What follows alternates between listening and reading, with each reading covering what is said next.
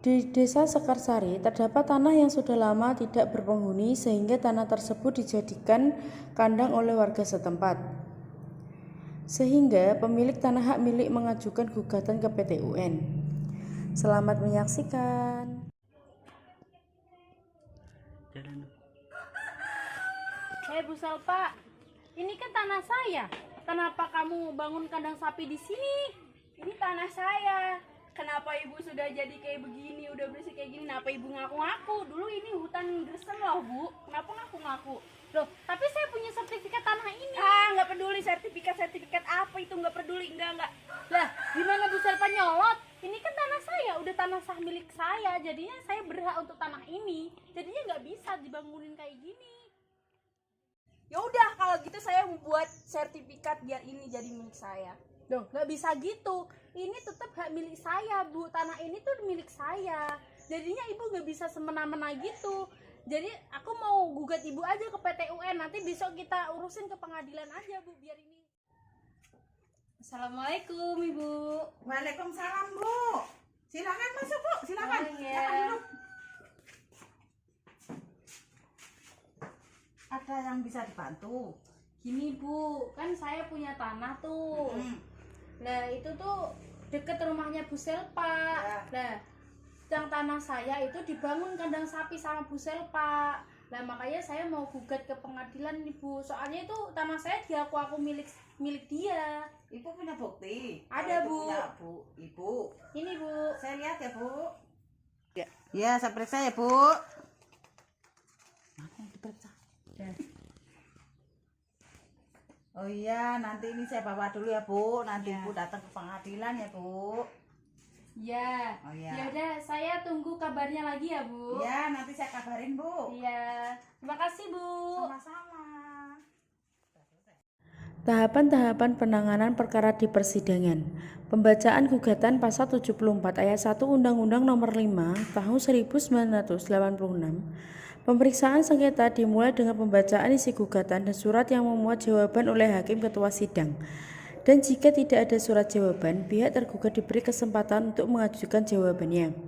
Yang kedua adalah pembacaan jawaban. Pasal 74 ayat 1 Undang-Undang Nomor 5 Tahun 1986, pemeriksaan sengketa dimulai dengan pembacaan isi gugatan dan surat yang memuat jawaban oleh hakim ketua sidang. Dan jika tidak ada surat jawaban, pihak tergugat diberi kesempatan untuk mengajukan jawabannya. Yang ketiga adalah replik. Pasal 75 ayat 1 Undang-Undang Nomor 5 Tahun 1986, penggugat dapat mengubah alasan yang mendasari gugatan hanya sampai dengan replik, asal disertai alasan yang cukup serta tidak merugikan kepentingan tergugat, dan hal tersebut harus disaksikan oleh hakim. Yang keempat adalah duplik. Pasal 75 ayat 2 Undang-Undang Nomor 5 Tahun 1986, tergugat dapat mengubah alasan yang mendasari jawabannya hanya sampai dengan duplik, asal disertai alasan yang cukup serta tidak merugikan kepentingan penggugat, dan hal tersebut harus dipertimbangkan seksama oleh hakim. Selanjutnya adalah pembuktian. Pasal 100 Undang-Undang Nomor 5 Tahun 1986, yang dapat dijadikan alat bukti dalam persidangan adalah sebagai berikut. Pertama adalah surat atau tulisan, yang kedua keterangan saksi, yang ketiga keterangan ahli, keempat pengakuan para pihak, yang kelima adalah pengakuan hakim. Selanjutnya adalah kesimpulan. Pasal 97 ayat 1 Undang-Undang Nomor 5 Tahun 1986, dalam hal pemeriksaan sengketa sudah diselesaikan, kedua belah pihak diberi kesempatan untuk mengemukakan pendapat yang berakhir berupa kesimpulan masing-masing. Dan selanjutnya putusan. Pasal 108 Undang-Undang Nomor 5 Tahun 1986, pembacaan putusan. Pasal 108 Undang-Undang Nomor 5 Tahun 1986, pertama, putusan pengadilan harus diucapkan dalam sidang terbuka untuk umum. Yang kedua, apabila salah satu pihak atau kedua belah pihak tidak hadir pada waktu putusan pengadilan diucapkan, atas perintah hakim ketua sidang, Salinan putusan itu disampaikan dengan surat tercatat kepada yang bersangkutan. Yang ketiga, tidak dipenuhinya ketentuan sebagaimana dimaksud dalam ayat 1 berakibat putusan pengadilan tidak sah dan tidak mempunyai kekuatan hukum. Menteri memuat putusan pasal 109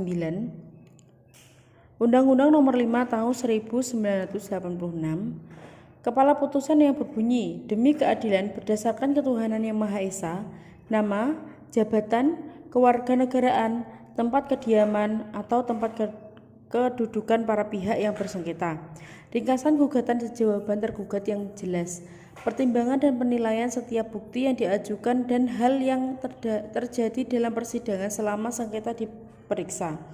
Alasan hukum yang menjadi dasar putusan, amar putusan tentang sengketa dan biaya perkara, hari, tanggal, putusan, nama hakim yang memutus, nama panitera, serta keterangan tentang hadir atau tidak kehadiran para pihak.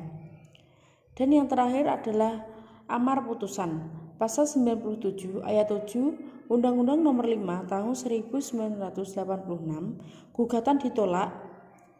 Yang pertama adalah gugatan dikabulkan, kekuatan tidak diterima, gugatan tidak diterima, gugatan gugur. Sekian dari saya. Wassalamualaikum warahmatullahi wabarakatuh.